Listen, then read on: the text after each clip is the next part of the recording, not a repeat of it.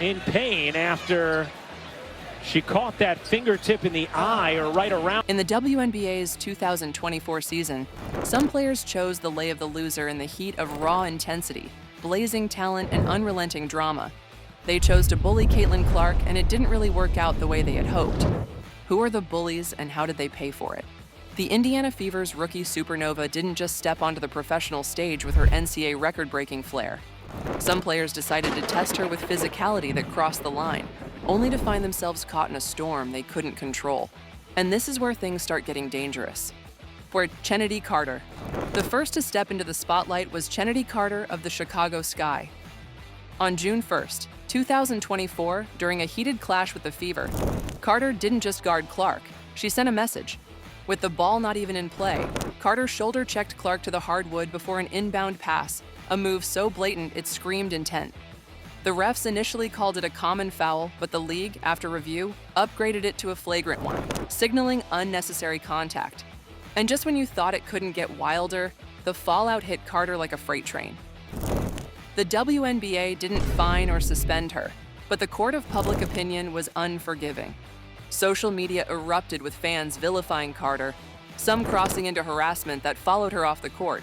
Days later, she and her Sky teammates faced hostility at their hotel, a chilling reminder of how quickly sports passion can turn toxic. Clark, ever composed, shrugged it off. That's just not a basketball play, but I gotta play through it.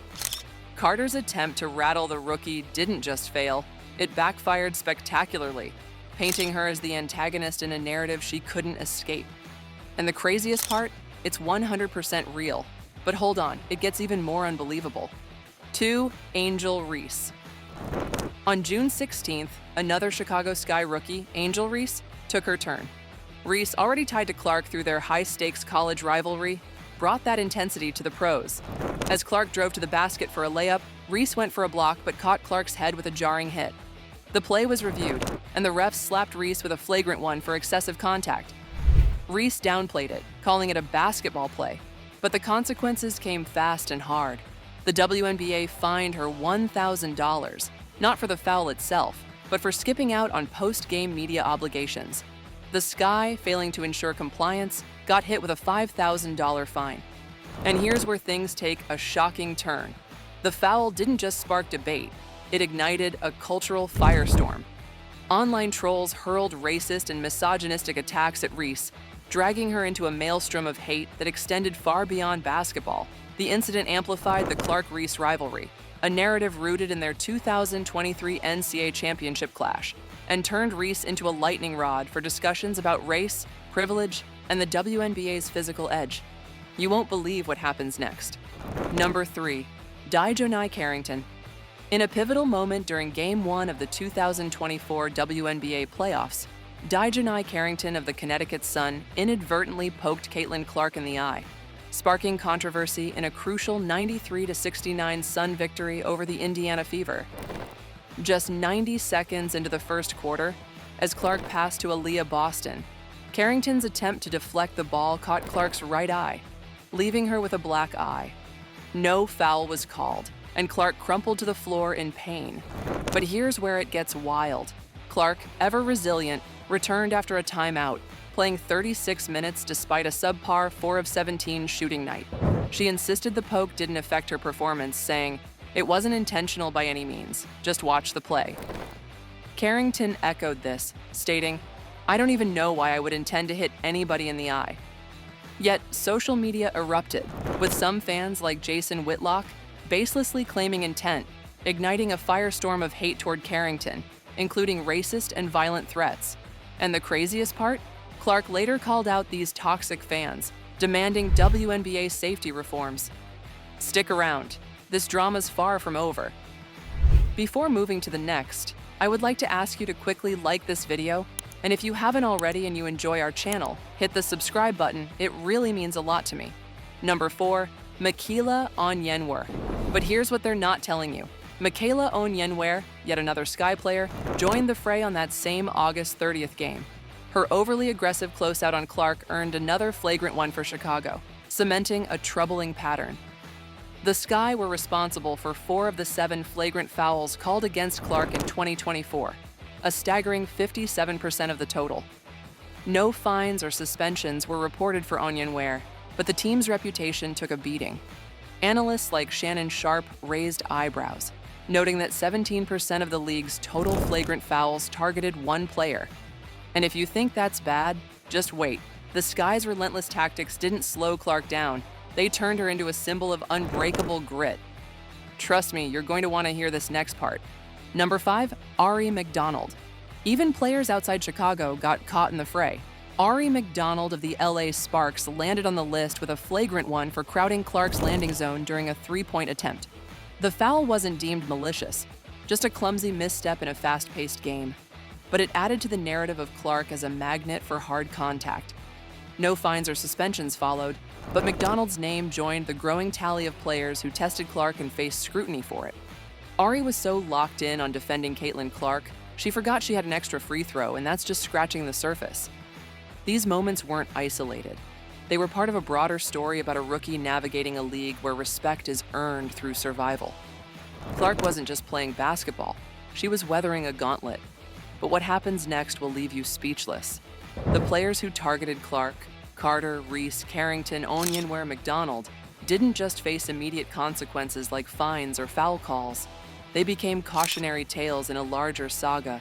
Carter's shoulder check didn't just earn her a flagrant one, it made her a focal point of debates about sportsmanship and jealousy in the WNBA.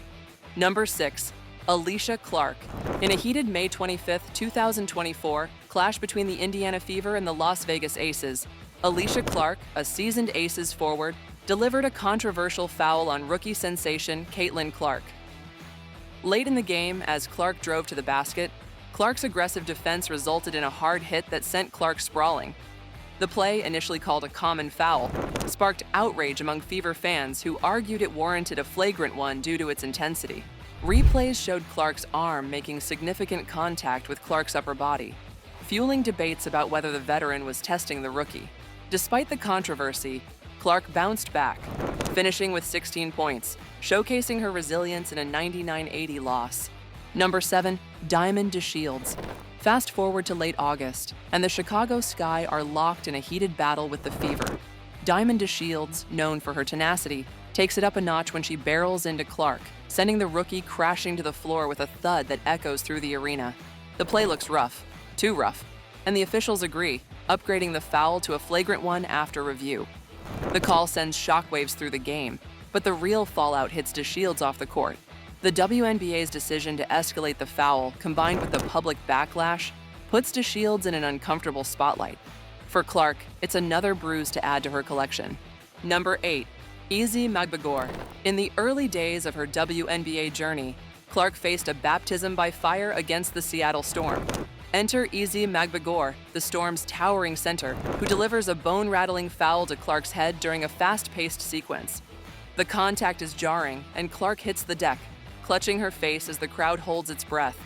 The referees call a common foul, but the play becomes a lightning rod for controversy.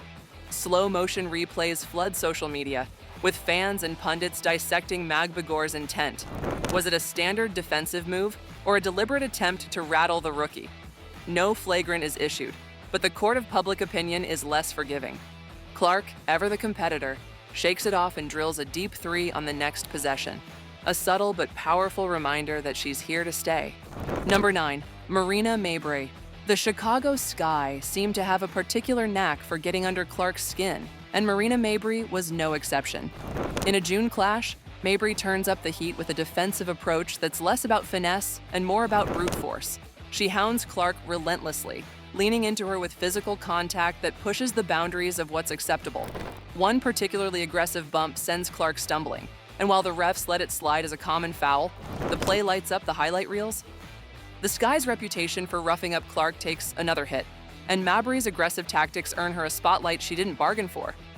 For Clark, it's just another day at the office. She responds with a clutch assist and a dagger three, silencing doubters with her play. Number 10, Skyler Diggins Smith. The Seattle Storm's May 30th matchup with the Fever was a powder keg of intensity, and Skyler Diggins Smith, one of the league's most electrifying guards, added fuel to the fire. In a heated moment, Diggins Smith gets tangled with Clark and delivers a shove that sends the rookie staggering. The refs call a common foul, but the play's physicality raises eyebrows. Replays show Diggins Smith's frustration boiling over, and fans don't hold back, flooding social media with accusations that she was trying to bully the young star. Clark's response wasn't just about stats, it was about character. She never retaliated, never complained, only played harder. Her post-game comments were measured, her focus unwavering, and her game kept evolving. Averaging 15.6 points and leading her team to the playoffs, she didn't just survive the physicality. She thrived, proving she's tougher than the toughest hits. And here's where it gets even crazier. Her on-court grit translated into off-court gold. Clark's marketability skyrocketed, landing her endorsement deals with Nike, Gatorade, and State Farm, reportedly worth millions. Her jersey sales smashed records, and her social media following exploded, making her a cultural icon. While her detractors faced fines, backlash, and fleeting infamy, it was as though Clark's bank account grew with every highlight reel. And the best part? She's just getting started. If you enjoyed this video, please leave a like, share, and subscribe to our YouTube channel for more updates. Stay tuned.